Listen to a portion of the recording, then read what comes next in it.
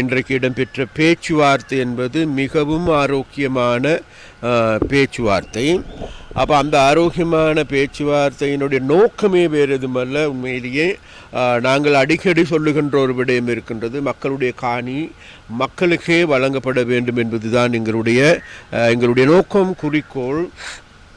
அப்போ அந்த குறிக்கோளுக்கு ஏற்ப இன்றைக்கு இராணுவ வசமாக இருக்கின்ற காணிகள் தொடர்பாக ஒரு மீளாய்வை செய்து கொள்ள வேண்டிய தேவை இருக்கின்றது. மீண்டும் மீண்டும் இதைகளுக்கு ஒரு இறுதியான முடிவெடுக்க வேண்டிய தேவை இருக்கின்றது.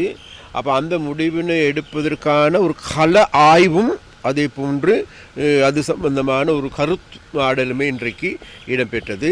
அந்த கருத்தாடல் மூலமாக நாங்கள் நினைக்கின்றோம் எதிர்வரும் நாட்களில் மக்களுக்கு தேவையான அத்தியாவசிய காணிகள் பெருவாரியாக விடுவிக்கப்படுவதற்கும், அதே போன்று மீதமுள்ள காணிகள் விடுவிக்கப்பட முடியுமா முடியாதா என்பது தொடர்பாக மக்களுக்கு சொல்வதற்கும், முடியுமாக இருந்தால் எவ்வாறு அவைகளை பெற்றுக் கொடுப்பது, முடியாதென்றால் எவ்வாறு அது முடியாது என்கின்ற காரணத்தை முன்வைப்பது, இது தொடர்பாக யாழ்ப்பாணத்தில் இருக்கின்ற காணிகள் தொடர்பாகவும், மன்னார் மாவட்டத்தில் இருக்கின்ற, வவுனியாவில் இருக்கின்ற, கிளிநொச்சியில் இருக்கின்ற, முல்லைத்தீவில் இருக்கின்ற அனைத்து காணிகள் தொடர்பாகவும் இன்றைக்கு பேசப்பட்டது.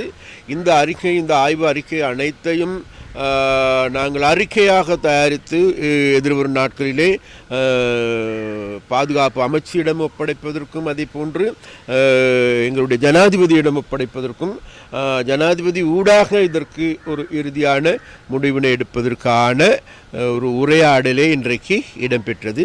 மிகவும் ஆரோக்கியமான உரையாடல். மிக கூடிய சீக்கிரம் மக்களுக்கு நல்ல செய்திகளை சொல்வதற்கு முடியும் என்று நாங்கள் எதிர்பார்க்கிறோம். இல்லை, அந்த இத்தனை ஏக்கர் இல்லை, நாங்கள் மக்களுக்கு இருக்கின்ற விடுவிக்கக்கூடிய அனைத்து காணிகளையும் விடுவிப்பதற்கு தான் நாங்கள் தீர்மானித்திருக்கின்றோம். அந்த வகையில் எதிர்வரும் நாட்களில் நாங்கள் விசேடமாக இந்த விமான தளம் சம்பந்தமாகவும், அதே போன்று விமான நிலையம் அமைப்பது தொடர்பாகவும் விமான நிலைய அதிகாரிகளோடு ஒரு உரையாடலை செய்வதற்கு நாங்கள் பார்க்கின்றோம்.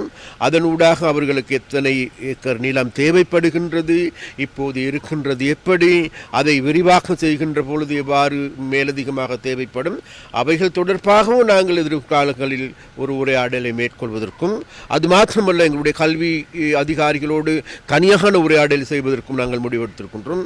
எங்களுடைய விவசாய திணைக்கள அதிகாரிகளோடு அந்த விவசாய நிலங்களை விடுவிக்கப்படுகின்ற பொழுது அவர்களோடு ஒரு நீண்ட உரையாடல் செய்வதற்கு முடிவுகள் எடுத்திருக்கின்றோம். இந்த முடிவுகள் அனைத்தும் எதிர்வரும் நாட்களில் ஜனாதிபதியிடம் ஒப்படைக்கப்படும். அதன் போது இதுக்கான முடிவினை எடுப்போம்.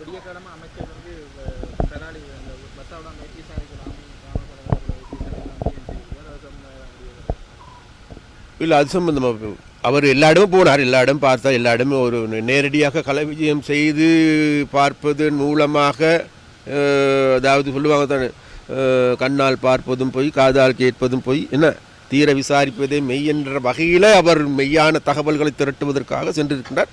மிகவும் ஆரோக்கியம்.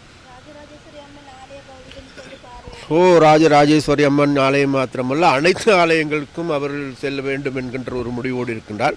அது மாத்திரமல்ல, நான் நினைக்கின்றேன் பலாலியில் இருக்கின்ற எங்களுடைய பாடசாலை கட்டடம் இன்றைக்கு இல்லை.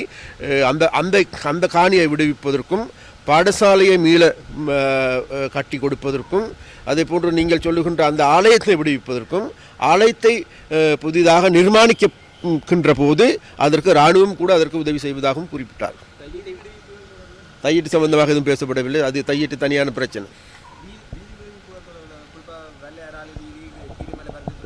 அது கீரிமலை வீதிகள் திறக்கப்படுவதை பற்றி பேசப்பட்டது, வல்லை வீதி சம்பந்தமாக பேசப்பட்டது. எல்லாம் பாசிட்டிவ். நன்றி.